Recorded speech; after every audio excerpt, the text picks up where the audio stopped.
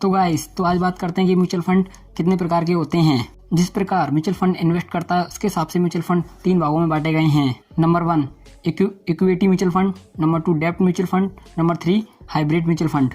तो बात करते हैं इक्विटी म्यूचुअल फंड के बारे में।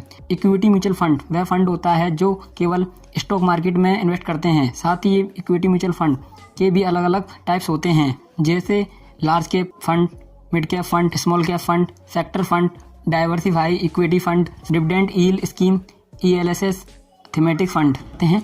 लार्ज कैप फंड, इसको समझने से पहले आपको मार्केट कैपिटलाइजेशन समझना होगा। मार्केट कैपिटलाइजेशन के आधार पर कंपनी को 3 भागों में बांटा जाता है, स्मॉल, मीडियम, लार्ज कंपनी। तो बात करते हैं मार्केट कैपिटलाइजेशन की। जिन कंपनियों का मार्केट कैपिटलाइजेशन 5,000 करोड़ होता है वो स्मॉल कैप कंपनी कहलाती हैं। जिन कंपनियों का मार्केट कैपिटलाइजेशन 5,000 करोड़ से 1 लाख करोड़ तक होता है उनको मिड कैप कंपनी बोलते हैं। जिन कंपनियों का मार्केट कैपिटलाइजेशन 1 लाख करोड़ होता है उनको लार्ज कंपनी बोली जाती हैं।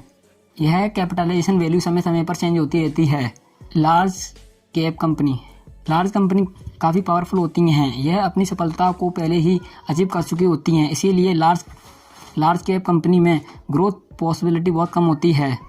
कैप कंपनी यह डेवलपमेंट की शुरुआत होती हैं जिससे ग्रो अधिक होती है और उसके साथ ही फेलियर के चांसेस भी अधिक होते हैं, जिनकी वजह से स्मॉल कैप कंपनी में रिस्क अधिक होता है।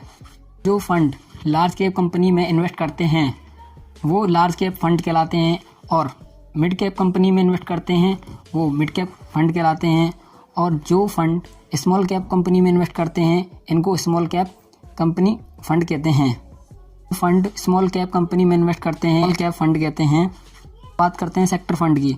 तो दोस्तों सेक्टर फंड वह फंड होता है जिसमें किसी एक ही सेक्टर में इन्वेस्ट करते हैं। SBI फार्मा फंड केवल फार्मा सेक्टर में ही इन्वेस्ट करते हैं। फंड डाइवर्सिफाइड इक्विटी फंड वो फंड होते हैं जो अलग अलग सेक्टर की और अलग अलग मार्केट कैपिटलाइजेशन पर इन्वेस्ट करते हैं। इसके बाद dividend yield fund mutual fund में कंपनी अपनी प्रॉफिट का कुछ भाग अपने शेयर होल्डर को देती हैं, इसको डिविडेंड कहते हैं। डिविडेंड देने की बात कंपनी के बोर्ड ऑफ डायरेक्टर डिसाइड करते हैं कि डिविडेंड देना है या नहीं। डिविडेंड यील्ड फंड उन कंपनियों में इन्वेस्ट करते हैं जो कंपनी स्टेबिलिटी, सेव और कंसाइंटेंट लो वॉलेटाइल होते हैं और उसी के साथ अच्छा डिविडेंड देते हैं। तो अब बात करते हैं ELSS फंड। तो इसका मतलब इक्विटी लिंक्ड सेविंग स्कीम होता है। यह एक प्रकार का टैक्स सेवर स्कीम होती है। इसमें जो इन्वेस्टमेंट की जाती है वो 3 साल के लिए लॉक्ड हो जाती है और इसमें 1.5 लाख तक का इनकम टैक्स छूट मिलती है। अगर इससे पहले 3 साल से पहले यदि आपने 3 साल से पहले इसको निकालने की कोशिश करी तो आपको छूट नहीं मिलेगी। थीमेटिक फंड वे फंड होते हैं जो थीम में इन्वेस्ट करते हैं। For example Indian rural theme और ई-कॉमर्स थीम।